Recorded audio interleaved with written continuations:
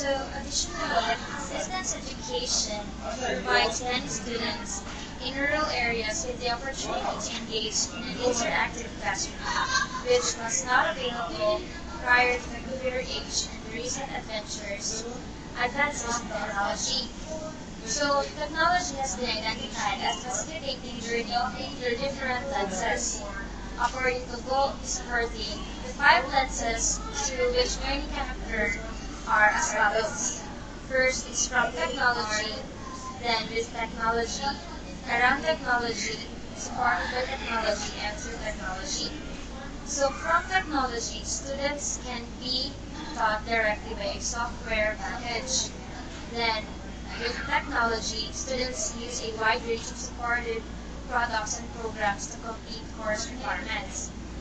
Then around technology, students learn not only with the technology of using a computer, but they also learn from the interactions that occur in the environment.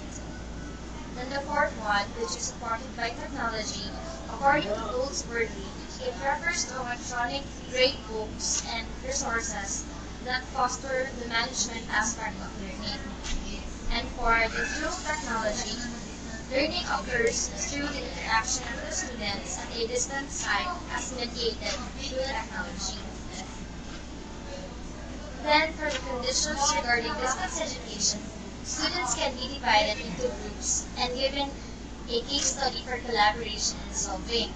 Problem-based learning, which has been hailed as an effective strategy for building critical reasoning skills, can occur also within a distance education class. Then activity-based learning and demonstrations of psychomotor skills and evaluation of recurring demonstrations can also occur in the distance learning classroom, as well as student-led presentations. Then, distance education offers also opportunities for learners, such as reaching a broader student population that is often underserved. Second, meeting the needs of students who are prohibited from traveling to the main location of the campus. And lastly, connecting diverse students with different social, cultural, economic, and experiential backgrounds. That is through satellite, or what we are doing now in the chat rooms. Then students and faculty at multiple locations who are connected in a distance education classroom have many opportunities and assets to facilitate learning. First, all students can see, hear, and interact with the expert faculty, even though some of all students may be at physically different locations. Second, the interaction of students from multiple sets bring the richness of collaboration and discussion based on the unique environment and background of each student learner. Lastly, distance learning always has an accompanying component of communication during off-class time. They may communicate through telephone, email, or chat groups, as what we are doing now. Then there are also types of learners in distance education.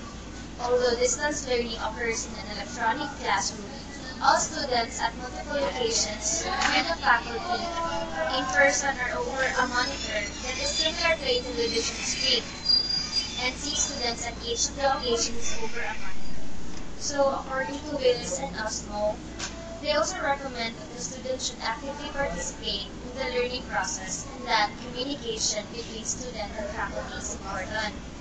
Research reveals that effective learning in distance education occurs with, first, frequent collaboration among students and faculty. Second, students who have positive attitudes towards computers and the distance learning method. And lastly, students who are highly motivated and self-disciplined. For the resources according to distance education, equipment and personnel that are required to teach using distance education may vary among institutions, but some basics are essential. These are divided to transmission, technology, software, hardware, personnel, and infrastructure. For the usage of the method, teaching a distance learning course requires a good communication, detailed planning, and organizational skills. teaching using distance education can be implemented successfully using the following 7 principles for good practice in undergrad education by Chickering and Dobson. So the 7 principles are as follows. First is the good practice encourages student-faculty contact, encourages cooperation among students, encourages active learning, gives prompt feedback, emphasizes time on task, communicates high expectations, and respects diverse talents and ways of learning. So even though distance education is an effective way to help students and our learners educate themselves or the faculty to reach out to among students who are not in their location or who are not near them, there are also potential problems that can occur in distance education. There are 3 main potential problems with delivering courses by distance education. First, the communication between locations may be interrupted unexpectedly. Second, problem that can occur is animosity between the different sites. And the last problem is that when faculty members who are resistant to the technology are assigned to teach a distance education course.